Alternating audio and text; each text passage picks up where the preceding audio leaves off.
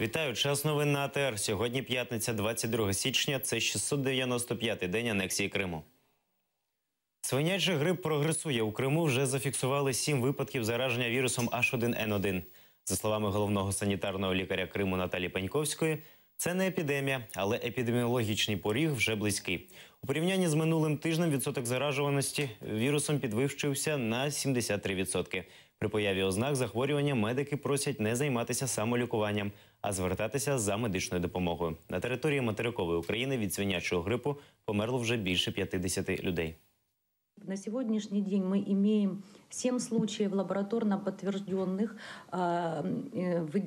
определенных как вирус гриппа А H1N1. Хочу отметить, что удельный вес возбудителя вируса гриппа А H1N1 на сегодня в структуре всех лабораторных случаев составляет 53%. Температура длится от 3 до 5 суток, высокая, очень сложно, иногда поддается жаропонижающей по действию. Поэтому это надо учитывать. Плюс очень сильная головная боль в суставах, в мышцах, выраженная слабость. И плюс присоединяется катаральное явление, сухой навязчивый кашель, насморк, першение в горле. И вот эти состояния, оно очень тяжелое. 250 людей вже записалися у кримсько-татарський батальйон імені Номана Челебіджихана. Його формують у Херсонській області. Наразі невідомо, батальйон буде у складі Збройних сил України чи Міністерства внутрішніх справ. З майбутніми бійцями зустрілася Ільвіна Сейтбулаєва. Звідси до Криму рукою подати вже декількох метрах окупований агресором Кримський півострів. Він водночас так близько і так далеко. І саме тут будуть формувати кримсько-татарський батальйон, який буде визволяти Крим. Осенью пришла повестка мне в российскую армию. Я, получается, взял украинский паспорт, пошел в военкомат. Цьому мешканцю Криму трохи більше 20. Восені отримав повістку до російської армії. Окупантам служити відмовився і виїхав на материк. Ім'я та обличчя приховує, бо побоюється за родичів. Как я получил диплом, я опять стал военнообязанным. Пошел в военкомат, говорю, почему, говорю, мне прислали повестку в российскую армию, говорю, если я являюсь на данный момент гражданином Украины. Я решил после данного случая выехать. Вас один раз приглашали или по несколько раз? Повестка меня один раз приходила. Ми зустрілися з ним на кордоні, який розділив його долю на до і після окупації. Хлопець хвилюється.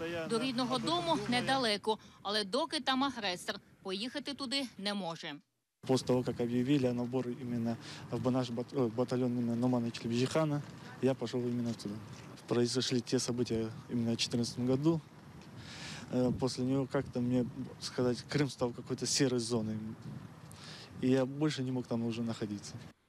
Кримсько-татарський батальйон буде формуватися за стандартами НАТО, заявив координатор громадянської блокади Крим Лінур Іслямов. За його словами, вже записалися понад 250 людей. Не важно же, сколько шакалов на вас нападает, важно, сколько у вас львов, которые готовы с этими шакалами сражаться. Я отношусь к категории тех людей, которые не верят в мирное освобождение Крыма. Это мое субъективное мнение. Я все-таки не потому, что я готов сам сражаться за Крым, я потому что вижу и понимаю, что другого варианта не будет. Но опять же, это мое субъективное мнение. Мы должны быть готовы к этому сценарию. Загалом до батальйону Крим планують набрати 580 чоловік. Чи буде батальйон у складі Збройних сил чи міліції, поки розглядають. Мы говорим о подразделении, в котором будут служить люди, которые были вынуждены покинуть Крым. Сыновья, которые достигли призывного возраста, они могут призываться в это подразделение. Там могут служить выходцы из Крыма, которые по контракту будут защищать свое государство, Украину. Там могут служить дети тех людей, которые сегодня живут в Криму. У батальйон можуть вступати люди різних національностей. Єдина умова – це їжа елял, тобто та, що дозволена ісламом. Ільвіна Сейтбулаєва, Ельдар Ісматов, Заман, АТР.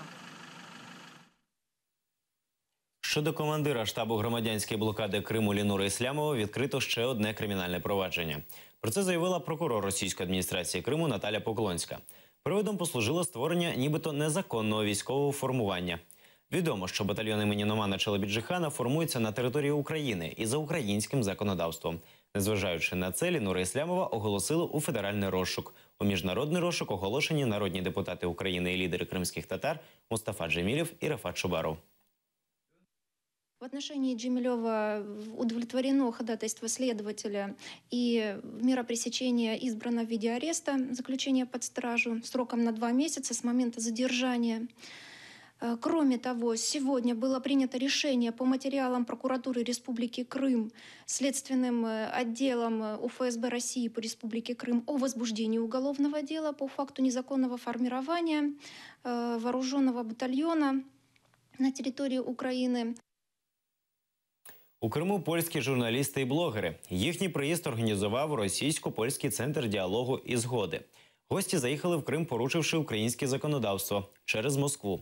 За словами організаторів, вони очима цих людей хочуть показати життя в Криму європейцям. Поляки відвідали Керченську паромну переправу, потім зустрілися із віце-прем'єром російської адміністрації Криму. Окрема зустріч відбулась з муфтієм Криму. Той, в свою чергу, розповів про те, як у мирі і злагоді живуть кримські татари. Гостям показали територію, де планують побудувати соборну мечеть. Напишут, и хотя бы в какой-то степени польское общество узнает об истинном положении дел и в России, а многие из них, практически половина, никогда не было вообще в России, не только в Крыму. Я очень рада, что здесь приехала, узнала очень достойные персоны, да. Можно было с ними поговорить о очень важных здесь событиях. У Криму читають листи ймовірних екстремістів. Співробітники ФСБ Росії направили в усі відділення пошти півострова розпорядження щодо перевірки листів деяких кримчан. У документі вказані паспортні дані жителів півострова, їхнє місце народження і місце проживання. Повідомляється, в списку зірочкою позначені ті, стосовно кого є відомості про їх причетність до тероризму. Як повідомляє Кримреалії, співробітників поштових відділень попередили, якщо комусь зі списку надішлють листа або посилку, або ж хтось буде питати про цих людей, необхідно негайно зв'язуватися з керівництвом, яке в свою чергу проінформує російських силовиків.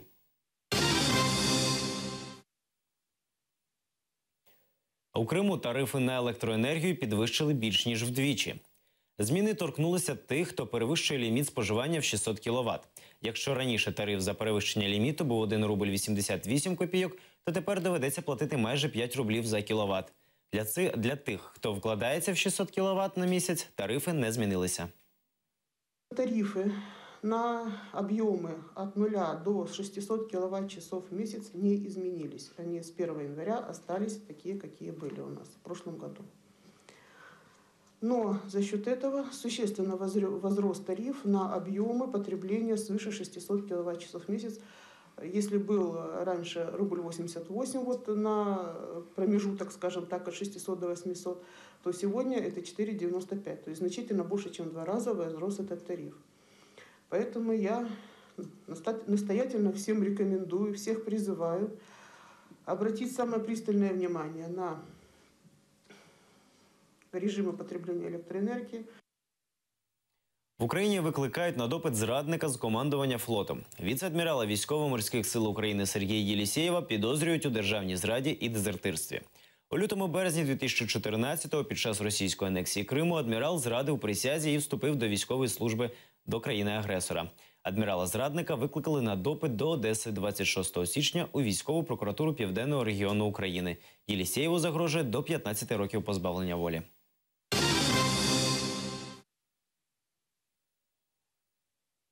Ситуація в зоні проведення антитерористичної операції за останню добу загострилася. Проросійські бойовики майже 70 разів обстріляли з забороненої мінськими домовленостями зброї позиції українських захисників. За словами речника АТО Андрія Задобінного, ситуація залишається під контролем українських військових. З гранатометів, великокаліберних кулеметів та стрілецької зброї ворог вів вогонь по нашим опорним пунктам в Пісках, Опитному, Красногорівці та Мар'їнці. Неспокійно було і на Світлодарській дузі, де по українським бійцям, що тримають позиції неподалік Троїцького та Зайцевого, противник вів вогонь з великокаліберних кулеметів, а в районі Майорська – з гранатомету. На Маріупольському напрямку бойовики з міномету та протитанкового ракетного комплексу обстріляли наш опорний пункт неподалік Талаківки, а в районі Старогнатівки ворог застосував 120-мм міномет. На Луганському напрямку в районі Золотого противник вів вогонь з автоматичного гранатомету.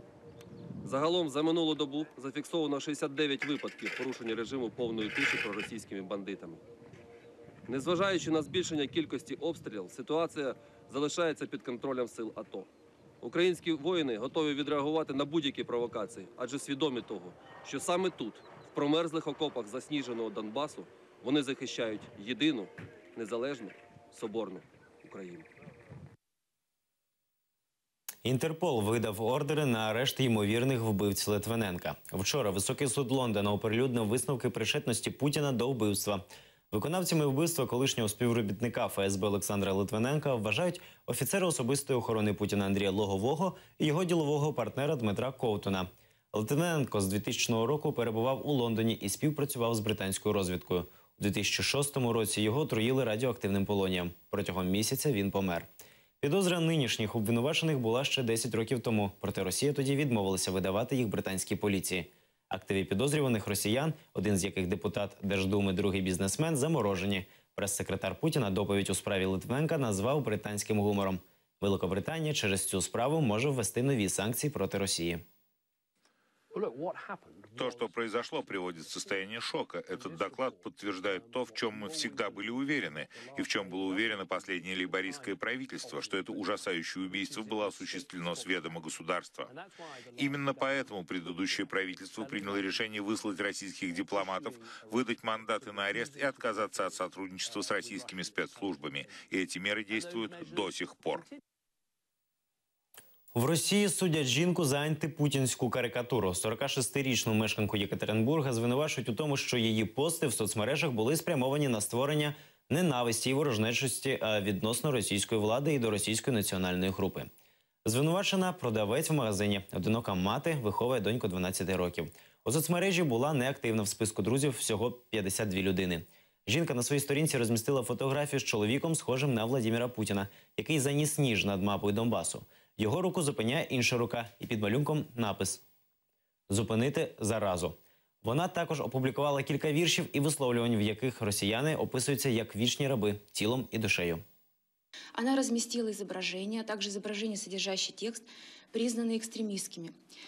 Эти изображения вызывают ненависть и вражду по отношению к тем лицам, которые поддерживают официальный курс России в украинском вопросе, в том конфликте, который был между Украиной и Россией. Здесь вопрос о том, что ее взгляды, она их выражала по месту своей работы, в переписке с другими лицами, в общении с другими людьми. Это именно призывы. Она выражала свою позицию активно, не только лайком, не только репостом, но и в своей повседневной жизни, на работе, общаясь с людьми в переписке. Все это было исследовано судом. Обвиняют в разжигании межнациональной розни и экстремизме.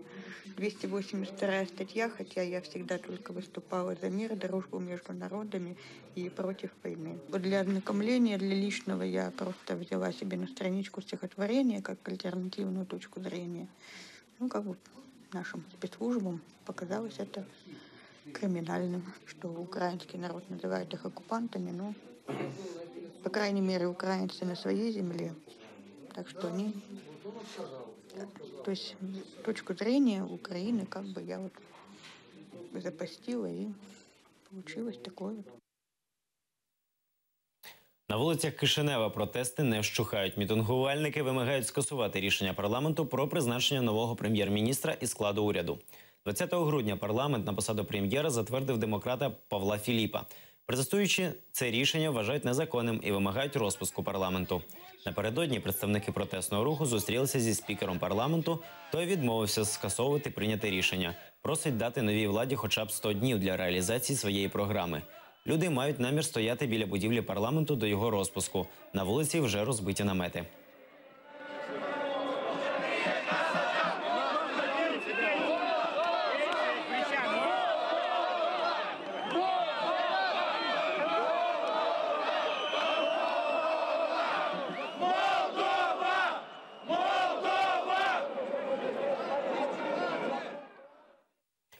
Україна святкує День Соборності. Сьогодні 98-ма річниця проголошення незалежності Української Народної Республіки і 97-ма річниця воз'єднання Української Народної Республіки і Західноукраїнської Народної Республіки.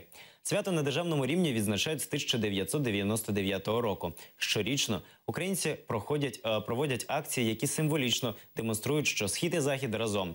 Жовто-синіми стрічками створюють живий ланцюг через Дніпро. Винятком не стане й цей рік. Сьогодні у Києві на мосту Патона обіцяють протягнути 30-метровий державний прапор.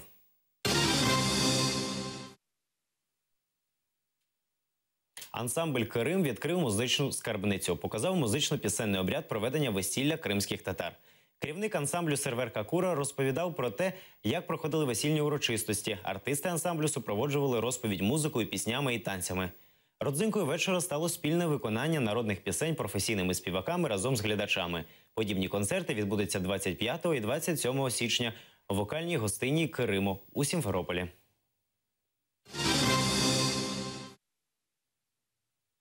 Наразі це всі новини. Більше дізнавайтеся з наступного випуску «Заман». Залишайтеся на АТР. До побачення!